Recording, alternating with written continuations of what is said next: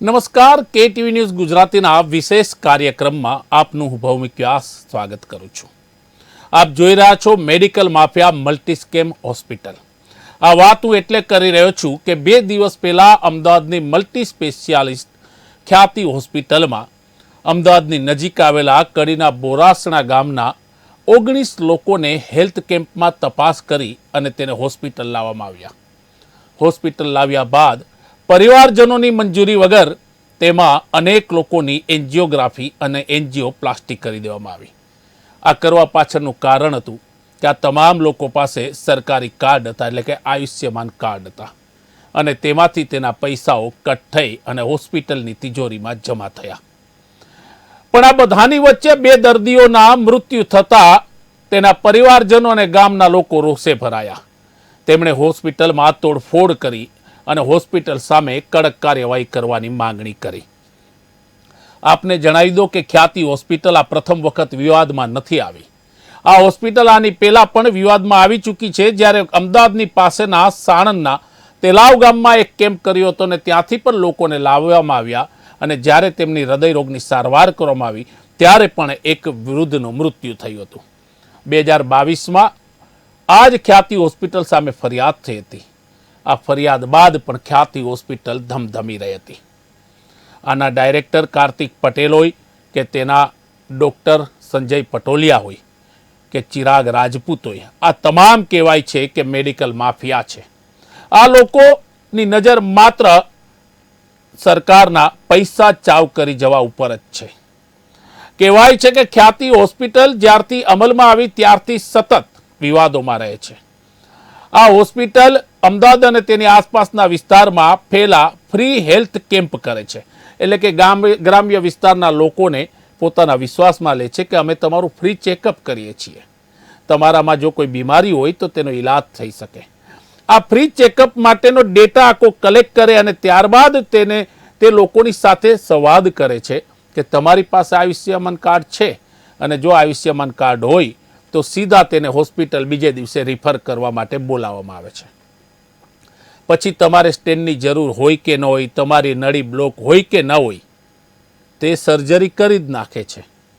કારણ કે જેવી સર્જરી કરે એટલે જે કાર્ડના રૂપિયા છે તેનો ક્લેમ કરવામાં આવે અને તે ક્લેમના રૂપિયા હોસ્પિટલની તિજોરીમાં જમા થઈ જાય।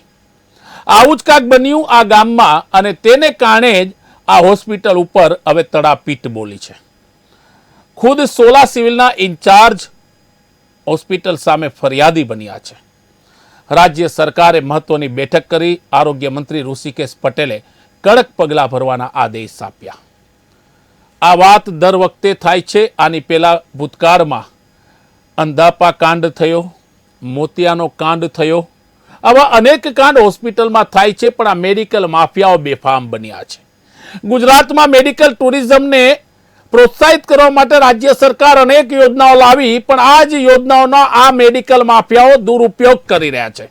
આ ટીવી સ્ક્રીન ઉપર તમને હું આપને બતાવવા માંગીશ કે કાર્તિક પટેલ જે ડાયરેક્ટર છે તેમની આ હોસ્પિટલ છે, અને તેમની હોસ્પિટલમાં આ 2 નિર્દોષ વ્યક્તિઓના મૃત્યુ થયા। 48 કલાક હંગામો થયો। 48 કલાક લોકોએ તડાપીટ બોલાવી વસ્ત્રાપુર પોલીસ સ્ટેશનમાં નિવેદન લેવાયા, ફરિયાદો દાખલ થઈ, પણ હવે શું? ભૂતકાળમાં ઘટનાઓ ઘટી છે, ભૂતકાળમાં ઘટનાઓ ઘટ્યા બાદ મોટો હંગામો થાય છે, પણ પછી શાંત થાય છે। આ જ મુદ્દે અમારી સાથે વાત કરવા માટે જાણીતા સામાજિક કાર્યકર સંજયભાઈ જોશી જોડાયા છે। સંજયભાઈ, સ્વાગત છે કે ટીવી ન્યૂઝ ગુજરાતીમાં આપનું। સંજયભાઈ, મને ખ્યાલ છે ત્યાં લગી આપ મિસિંગ ચાઇલ્ડ માટે બહુ મોટું કાર્ય કરો છો વર્ષોથી, અને આપ અનેક પ્રકારના સામાજિક કાર્યો કરો છો, પણ મને લાગે છે કે મિસિંગ ચાઇલ્ડનું કાર્ય તો બહુ મોટું છે, પણ 2 નિર્દોષ વ્યક્તિઓ જેને સ્ટેન્ડની જરૂર ન હોય એને બાયપાસ સર્જરી કરી નાખે અને એનું મૃત્યુ થઈ જાય, અને સરકારના પૈસા લેવા માટે આ પ્રયત્ન કરવામાં આવે। સંજયભાઈ, સૌથી પહેલા શું કહેશો? આ મેડિકલ માફિયા નથી આ લોકો? એક વાત બહુ સ્પષ્ટ છે કે આપણે એમ કહીએ કે ડોક્ટર એટલે એને આપણે ભગવાનનું સ્વરૂપ આપ્યું છે, ભગવાનની રૂપે આપણે એને લોકો ગણીએ છીએ। પણ જ્યારે આ જ એક એમ કહેવાય કે હેવાનિયત, એટલે કે એમ કહેવાય કે માણસને મારવા માટે બિંદાસ તૈયાર થઈ જતા હોય અને આ પ્રકારની જે ઘટનાઓ બનતી હોય એક રૂપિયાઓની લાલચમાં, તો આ બહુ ખરાબ વસ્તુ છે. જયારે ગુજરાતની વાત કરીએ, જેમ આપે કીધું એમ કે ગુજરાત સરકાર ગુજરાતની મેડિકલ ટુરિઝમની જયારે સમગ્ર એશિયામાં જયારે એમ કહેવાય કે અમદાવાદ અને ગુજરાતનું જયારે નામ છે, તો ત્યારે આવી ઘટનાઓ બને બહુ શરમજનક કહી શકાય આને આપણે. અને બીજી વાત એમ કહેવાય કે જયારે મેડિકલ માફિયાની જે આપણે વાત કરી, તો અત્યારે હાલના સંજોગોમાં પણ હું આપને એક ધ્યાન દોરું છું કે ગુજરાતની અંદર જેટલી સરકારી હોસ્પિટલો છે ત્યાં જે પેરામેડિકલના કોન્ટ્રાક્ટો આપવામાં આવે છે, તો તમને એમ લાગે કે જયારે તમે સરકારી હોસ્પિટલમાં જાઓ ત્યારે એમ લાગે કે હોસ્પિટલ છે યા પેરામેડિકલ સ્ટાફ જ ચલાવે છે, ડોક્ટરોની તો કોઈ ઓલી રહેતી જ નથી. તો અણઘડ તંત્ર ચાલે છે. જે અણઘડ તંત્ર જે ચાલે છે એનો ભોગ બને છે આખરે પબ્લિક બને છે, લોકો બને છે. તો સરકાર એક બાજુથી સરસ મોટી મોટી વાતો કરે છે ને એ બાજુ પબ્લિકનો ભોગ બને છે. તો ક્યાંય ને ક્યાંય આ વાત બહુ સ્પષ્ટ અને લોકમુખે પણ ચર્ચાતી હોય છે અને લોકો હવે સમજી ગયા છે કે ક્યાંય ને ક્યાંય આ બધા કોન્ટ્રાક્ટો જે છે એ નેતાઓ અને અધિકારીઓની સાઠગાંઠથી ચાલે છે. આજે હું તમને બહુ એક સરસ લાઈન કહું કે એમ કહી શકાય કે ગુજરાતનું જે દેવું છે ને, એ દેવું જે એમ કહેવાય કે આજે શેને કારણે વધ્યું છે, તો બસ એ આ બધી મોટી મોટી વાતોમાં પણ પબ્લિકને જે સુવિધા મળવી જોઈએ સુવિધા નથી મળતી, અને એ જે ખર્ચાઓ જે છે એ સીધા નેતાઓ અથવા તો એમ કહેવાય કે અધિકારીઓના ખીચામાં જાય છે. તો ક્યાંય ને ક્યાંય હવે એક લિમિટેશન આવી ગઈ છે, કેમ કે આપણે ઘણા ભૂતકાળમાં દાખલાઓ જોયા છે કે આવી બધી ઘટનાઓ બનતી હોય છે, પ્રાઇવેટ હોય કે સરકારી હોસ્પિટલો ગમે ત્યાં હોય. કહેવાનો મતલબ એમ છે કે એ ઘટનાઓ બની છે એની પાછળના એક્શનો કઈ લેવાતા નથી. તો એક્શન જરૂરી છે. સંજયભાઈ, હું અહીંયા જ આજ મુદ્દે આપને રોકવા, હું આપને તે જ કહેવા માંગુ છું કે આ જે ખ્યાતિ હોસ્પિટલ છે જેની ઉપર અત્યારે 2-3 ફરિયાદો થઈ છે, 2022માં સાણંદમાં તેણે હેલ્થ કેમ્પ કર્યો, એમાંથી લોકોને રિફર કર્યા અને એક વ્યક્તિનું મૃત્યુ થયું. 2022માં આ જ વસ્ત્રાપુર પોલીસ સ્ટેશને ફરિયાદ થઈ હતી, છતાં હોસ્પિટલ ધમધમે છે. મેં વાત કરી ને કે ક્યાંય ને ક્યાંય રાજકીય સાઠગાંઠથી જ ચાલે છે આપણે અહીંયા બધું. તો એ વસ્તુ લોકો પણ સમજે જ છે આ વસ્તુ હકીકત, પણ જેની ઉપર સરકારે પોતાના એમ કહેવાય કે ઠોસ એક્શન લેવા જોઈએ એ હજી સુધી લોકોને જોવા નથી મળ્યા, અને વિશ્વાસ પણ છે કે નહીં લેવાય આગળ જતા, એ પણ હકીકત છે. અને આ સિસ્ટમ ચાલી આવે છે. તો સરકારે અને આપણે એમ કહેવાય કે હવે આ પ્રસ્થાપિત કરવું પડશે, લોકોનો વિશ્વાસ સંપાદન કરવો પડશે કે ભાઈ આ મેડિકલ માફિયાઓને કઈ રીતે રોકવા અને એને સજા આપીને જ રોકી શકાશે. તો ક્યાંય ને ક્યાંય આ એક પ્રસ્થાપિત કરવું પડે. સંજયભાઈ, હું તમને એ જ કહેવા માંગુ છું, આ જે ઘટના ઘટી એમાં એક વ્યક્તિ જેનું મૃત્યુ થયું છે, સંવેદના છે મારી તમારી તમામ લોકોની. એ વ્યક્તિનું સાંજના 6:45 ઓપરેશન કરવામાં આવે છે. સાંભળજો મારી વાત. અડધો કલાક પછી એના હૃદયની બાયપાસ સર્જરી કે જે પણ સ્ટેન મૂક્યું તેનો ક્લેમ કરવામાં આવે છે. 9:30 તે વ્યક્તિનું મૃત્યુ થાય છે અને રાત્રે 10:18 તેના પૈસા જમા થાય છે. આપ સમજો આ સિસ્ટમને, આ આખી સિસ્ટમ સમજો.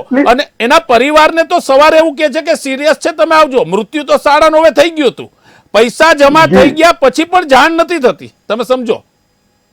જી હા, એટલે કહેવાનો મતલબ જ આ છે કે ક્યાંય ને ક્યાંય જયારે આજે હું એમ કહું કે ક્યારે તમે ક્યાંક ગમે ત્યારે જાઓ છો એટલે પહેલા તમને હોસ્પિટલમાં એ પ્રશ્ન પૂછે છે કે તમારી આગળ આ બધા કાર્ડ છે, સુવિધાઓ છે, તો અમે ઓપરેશન કરીએ. હવે જયારે એને ખબર પડે છે ત્યારે તમે ગંભીર બીમારીમાં આવી જાઓ છો, ત્યાં સુધી કઈ નથી તમને.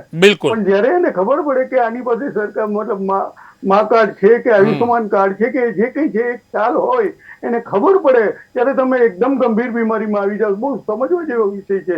તો ક્યાંય ને ક્યાંય ડોક્ટરો જે છે એ શું લૂંટવાનું કામ કરે છે કે શું કરે છે? હું તમને એક મારો પોતાનો દાખલો આપું. મારો કઝિન બ્રધર, હવે મારા કઝિન બ્રધર ને હોસ્પિટલમાં દાખલ કરેલો હતો. એ પોતે ભાવનગર થી અમદાવાદ સુધી આવે છે ને હોસ્પિટલમાં પોતે બિંદાસ, કોઈ તકલીફ નહોતી. હોસ્પિટલમાં દાખલ કર્યો, મતલબ ચેકઅપ કરાવ્યું. હવે ખરેખર એને પ્રોબ્લેમ હતો, માથાનો દુખવાનો પ્રોબ્લેમ હતો. હવે જયારે ચેકઅપ કર્યું ત્યારે એમ કીધું કે ઓહો તમારી તો હાર્ટની બધી વહીનો બંધ છે અને હવે મતલબ ડેન્જરસ પોઝિશનમાં છે, અને એ તમે અત્યારે તાત્કાલિક દાખલ નહીં થાવ તો તમે રસ્તામાં રિટર્ન થતા પણ કઈ તકલીફ આ રીતે ડરાવે છે. Okay. કહેવાનો મતલબ મારો એ છે કે ડરાવે છે ગંભીરતા, અને એનેથી વિશેષ પણ હું કદાચ અત્યારે એમ કેવું કે મારી આ એજ પ્રમાણે મેં નથી જોયું એવું એ ડોક્ટરે રીઝન આપ્યું કે કોઈ પણ માણસની વેઇન જે છે એ હાર્ટમાંથી નીકળતી હોય અને એ રીતે જતી, આ તો આખી ઊંધી દિશામાં જ ડ્રોઈંગ કરીને આપ્યું કે આ બાજુથી તમારી વેઇન જે આવે છે એમાં એને કારણે તમે જીવો છો. તમે વિચાર તો કરો માણસને કઈ રીતે મેડિકલી આ લોકો ગોથે ચડાવે છે એ જ ખબર નથી પડતી. કેમ કે સામાન્ય માણસ તો બિચારો શું છે, ભગવાન સમજીને જાય છે એની પાસે, પણ પરિસ્થિતિ આ એ લોકોને ડરાવવાનું કામ છે,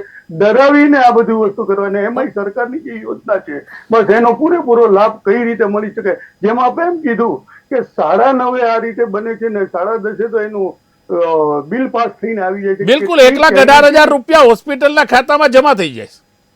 જી જી જી, તમે સમજો આ વસ્તુ એ હકીકત છે. અને મેં કીધું એમ કે મારી પાસે આવા અનેક દાખલાઓ છે. મારા બીજા એક રિલેટિવ્સ હતા, એની વાત કરું તો એને હોસ્પિટલમાં દાખલ કર્યા, તાત્કાલિક મેં એને કીધું ભાઈ હું આવું છું ત્યાં પહોંચ્યું. એ પેલા તો કે નહીં અત્યારે એને સ્ટેન્ડ મૂકવું પડશે, નહીં સ્ટેન્ડ મૂકી પણ દીધું.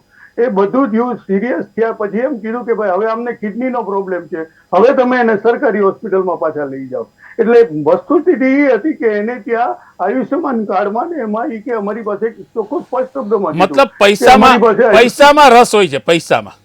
હા, આયુષ્યમાન કાર્ડની ને એની ફેસિલિટી, કિડનીની અમારી પાસે ફેસિલિટી નથી, એટલે તમે લઈ જાઓ અહીંથી. એટલે આ બાયપાસની વાત આવી કે સ્ટેન્ડ મૂકવાની વાત આવી, ત્યાં સુધી સરકારી પૈસા મળતા હતા ત્યાં સુધી કરી નાખ્યું. અને પછી એમ કીધું કે હવે તમે અહીંથી લઈ જાઓ. તો શું ભાઈ કે એ લોકો બહારથી ડોક્ટર નહોતા બોલાવી શકતા? બિલકુલ. તો આ બધી છે, બહુ મોટી રમત છે, બહુ મોટો. સંજયભાઈ, મારો એક સવાલ તે છે કે જેમ કે સરકારે કડક પગલાં લેવાની વાત કરી, ફરિયાદ દાખલ થઈ, પણ લોકો છૂટી જાય છે. અને તેથી પણ આના માટે મેડિકલ કાઉન્સિલ છે, મેડિકલ એસોસિએશન છે કે જેમણે પણ આની ઉપર પગલાં લેવા જોઈએ, તેમણે પણ પોતાનું નિવેદન આપ્યું.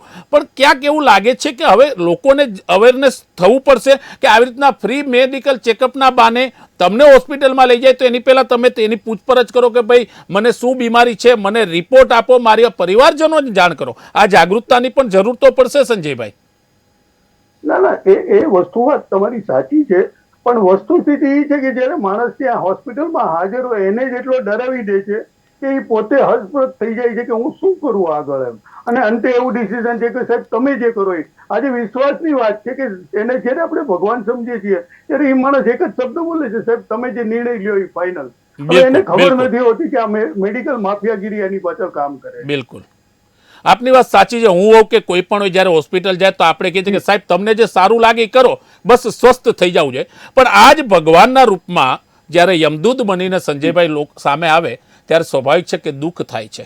મેં આ ઘટનામાં એક બેનના ભાઈ છે, તેમનો મેં ઇન્ટરવ્યૂ કર્યો હતો.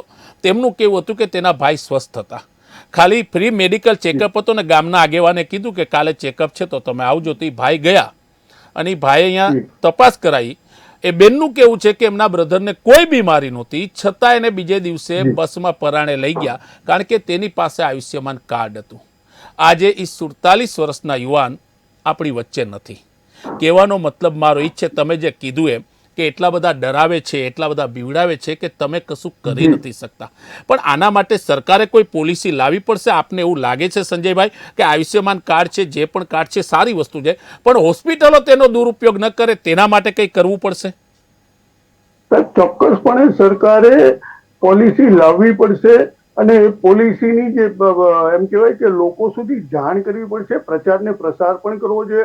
એક વાસ્તવિકતા હું તમને એક વાત કરું કે ખરેખર કાયદાકીય રીતે જોવા જઈએ તો દરેક હોસ્પિટલના અંદર તમે એન્ટર થાવ એટલે ત્યાં એક પ્રાઇસ લિસ્ટ મારેલું હોવું જોઈએ કે ભાઈ આ ઓપરેશન કરવાના આટલા, આ ઓપરેશન કરવાના આટલા. દરેકનું પ્રાઇસ લિસ્ટ આજ કઈ હોસ્પિટલમાં તમને જોવા મળે છે? આ કાયદો બોલે છે. આજે એક પણ આટલા વર્ષોમાં તમે કે મેં નથી જોયું આ વસ્તુ.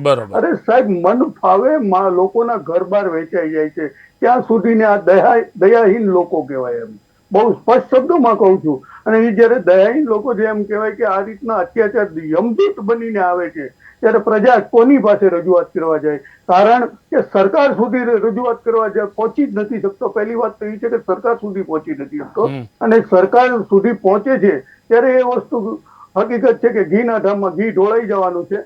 વાસ્તવિક એ છે કે આની પાછળ આજે કમિટી પણ બેસાડી બધું પણ થાય છે, પણ તમે જુઓ આમાં ટાઈમ પાસ થશે, 6-8 મહિના થશે એટલે આ બધું હતું ન હતું બધું સીધું થઈ જશે. આ વાસ્તવિક ચિત્ર છે અને લોકોને પણ ખબર છે. માત્ર હું બોલું છું એવું નહીં. જ્યારે આવી ઘટનાઓ બને છે ને સરકાર વાતો કરે છે, પણ હકીકત એવી છે કે 6-8 મહિનામાં એ બધું જ ભૂલાઈ જાય છે અને એ લોકોને પણ કંઈ થતું નથી. રેગ્યુલર સિસ્ટમ ચાલુ થઈ જાય છે. તો આ ક્યાંય ને ક્યાંય હકીકત. હું તમને બીજી એક સરસ વાત કહું. મારા ફાધરને આજથી 6 મહિના પહેલા એક પ્રાઇવેટ હોસ્પિટલમાં દાખલ કરેલા, બહુ મોટી મલ્ટી સ્પેશિયાલિટી મોટી હોસ્પિટલમાં દાખલ કર્યા હતા. સવારે એમને 5 વાગે એક સ્ટાફ આવીને હાથમાં દવા આપે છે. હવે દવાના નામે એ સ્ટાફને પણ ખબર નથી, કોપરેલ તેલ આપી દીધું હતું ને મારા ફાધરને પીવડાવી દીધું દવાના નામે. અને ત્યારે મેં આ બાબતે જયારે રજૂઆત કરી તો હોસ્પિટલના સંચાલકોથી માંડીને બધાએ ચોખ્ખું મને કીધું, તમારે જેમ થતું એમ કરજો, તમારે જ્યાં રજૂઆત કરવી હોય ત્યાં કરજો, ને તમારે દોડવું એમ દોડી લેજો. આ વાસ્તવિકતા છે. તો આવા શબ્દો એ ક્યારે બોલી શકે? તો ક્યાંય ને ક્યાંય ઉપર સુધીની સાઠગાંઠ હોય ત્યારે આ વસ્તુ બને છે. જેમ તમે મેડિકલ કાઉન્સિલ ઓફ ઇન્ડિયાની વાત કરી, તો આ ઉપરથી ચાલ્યો આવે છે, એવું નથી. માત્ર ગુજરાતની વાત નથી, આ ઉપરથી સળંગ ચાલ્યો. સંજયભાઈ, આની વાંકે તો નિર્દોષ લોકો જીવને મતલબ એનો જીવ ગુમાવે છે, પરિવાર આખો વેર વિખેર થઈ જાય. નથી, જીવની કિંમત નથી રહી ને આ લોકોની પાસે. જેને આપણે દેવ સમજીએ છીએ એ જ યમદૂત બનતા હોય ત્યારે જીવની કિંમત શું રહી મને સમજાવો. તો વાસ્તવિક છે.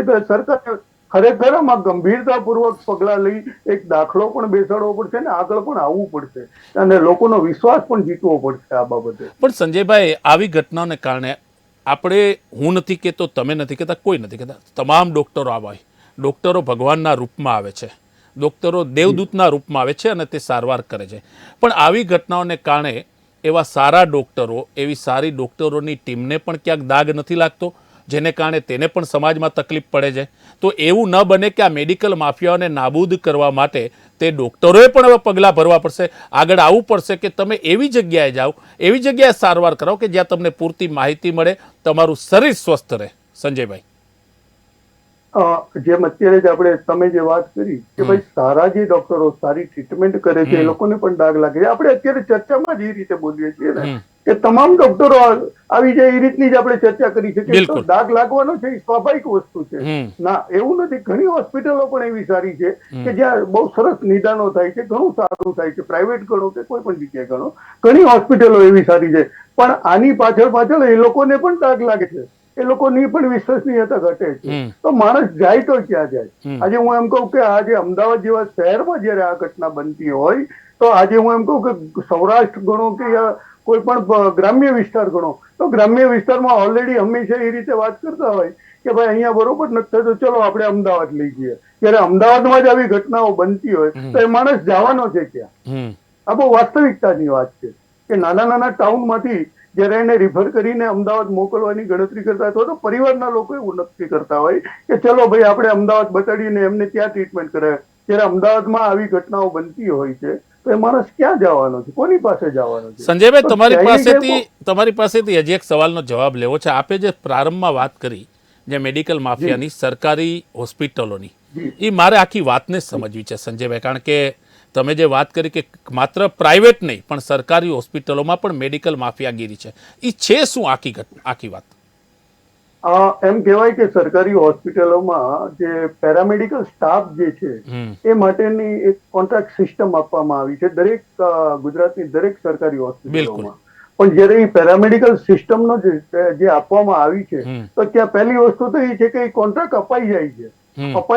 પણ વાસ્તવિકતા તો એવી છે કે માની લો, એક એક્ઝામ્પલ આપું છું કે એક હોસ્પિટલનો કોન્ટ્રાક્ટ જે અપાયો હોય અને એમાં ટોટલ ડિટેલનું કમ્પ્લેટ આપી હોય કે ભાઈ આ હોસ્પિટલ માટે તમારે 350 નો સ્ટાફ રાખવાની જરૂરિયાત છે. બરોબર છે. તો 350 સ્ટાફ આ પ્રકારનો હોવો જોઈએ. તો એ 350 નો સ્ટાફ તો પહેલી વસ્તુ એ છે કે હોતો જ નથી. એ 200 નો સ્ટાફ હોય. હવે તમે ને હું ક્યાં એ સ્ટાફ ગણવા બેસવાના છે કે ભાઈ ટોટલ સ્ટાફ કેટલો?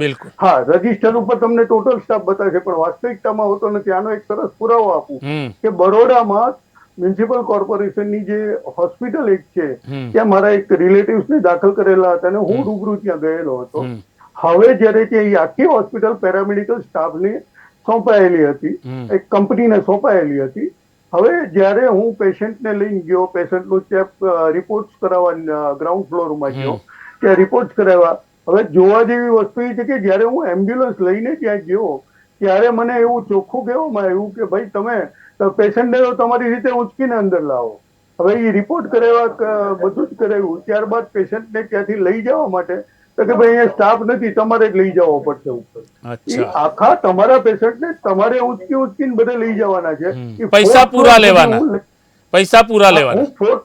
હું 4th ફ્લોર સુધી લઈને ગયો અને 4th ફ્લોરમાં લઈ ગયો ત્યારે વાસ્તવિકતા એવી હતી કે તમે સ્ટ્રેચર પણ તમારે લઈને જવાનું, તમારા સગાવાલોને સાથે લઈ, અને સ્ટ્રેચરમાંથી ઉંચકીને પલંગમાં પણ તમારે મૂકવાના. જ્યારે ત્યાં પેરામેડિકલ સ્ટાફનો એક માણસ હતો, મેં એને પૂછ્યું કે આ તમારા વોર્ડમાં ટોટલ કેટલા માણસો, મતલબ પેશન્ટો જગ્યા છે? તો કે 70 ની જગ્યા છે. તો મેં કીધું અહીંયા તમારો સ્ટાફમાં તમે એક જ કેમ દેખાવ છો? તો એને બહુ સ્પષ્ટ શબ્દોમાં મને કીધું, મને કે સાહેબ આ વોર્ડ માટે અમને અહીંયા 14 જણાનો સ્ટાફ એલોટ થયેલો છે, પણ અત્યારે હાલમાં હું એકલો છું એમ. તો એ ચોખ્ખી વાત છે કે આ રીતના કોન્ટ્રાક્ટો અપાય છે, હાજરીઓ હોતી નથી, સંખ્યાવાળા લોકો રાખતા નથી. તો સીધું મેં કીધું એમ કે 350 નો સ્ટાફ એલોટ થયો હોય ત્યાં 200 માણસો રાખે અને 150 નો પગાર છે એ સીધો જાય. એટલે સિસ્ટમ જ ભ્રષ્ટાચાર ભરેલી. આજે પણ તમે એની અમે કોઈ એક્શન નથી લઈ શકતા. હું ચેલેન્જ આપું છું કે તમે આની ફરિયાદ કરો, ક્યાં કરવા જશો? તમારી ફરિયાદ ઉપર સુધી, સરકાર સુધી પહોંચે તો તમે આગળ કરશો ને. તો આ વાસ્તવિકતા છે. તો આવા ઘણા બધા દાખલાઓ બનેલા છે. આજે પણ તમને જોવા પણ મળે છે. એવું નથી કે અત્યારે લાઈવમાં પણ તમે ગમે ત્યારે હોસ્પિટલમાં જાઓ તો તમને આ વસ્તુ જોવા મળશે. તો રાજ શબ્દ વાપરું છું, હોસ્પિટલોમાં રાજ એ લોકો જ કરે છે. તમારું કોઈ સાંભળવા જ તૈયાર નથી. આગળ તમને જવા દે તો તમારું સાંભળે ને. બિલકુલ. તો આ પ્રકારની ઘણી બધીઓ ચાલે છે હોસ્પિટલોમાં. એમ કહેવાય કે રાજકીય સાઠગાંઠથી ચાલતું હોય, અધિકારીઓની સાઠગાંઠથી ચાલતું હોય, તો આ રીતનું ચાલ્યા જ કરે છે એમ. સંજયભાઈ, ખૂબ ખૂબ આભાર. તમે અમારી સાથે જોડાયા, આપે વાસ્તવિકતા અને નક્કર માહિતી આપી. આપણે આશા રાખીએ કે આ મેડિકલ માફિયાઓ નાબૂદ થાય અને લોકોને સારી સુવિધા સરકારી પૈસે મળે, ખાસ કરીને ગરીબ અને મધ્યમ વર્ગની સુવિધા મળે તેવી આશા રાખીએ. ફરી એકવાર નવા સમાચારને નવી અપડેટ. હા સંજયભાઈ. હા, સરકાર ખરેખર પૈસા ખર્ચે છે, પણ એ પૈસો લોકો સુધી પહોંચતો નથી. ટ્રીટમેન્ટના પૈસા લોકો સુધી નથી પહોંચતા, ટ્રીટમેન્ટ નથી પહોંચતી, અને વાસ્તવિકતા એ છે કે વચ્ચેથી વચેટિયાઓ આમાંથી ખાઈ જાય છે. બિલકુલ બિલકુલ. આ નક્કર વાસ્તવિકતા અને નક્કર માહિતી અમારા કાર્યક્રમની આપને કેવી લાગી તે બાબતે પણ આપ અમને અભિપ્રાય આપજો. નવા સમાચાર અને નવી અપડેટ સાથે અમે ફરી મળીશું. ત્યાં સુધી મને રજા આપશો. નમસ્કાર.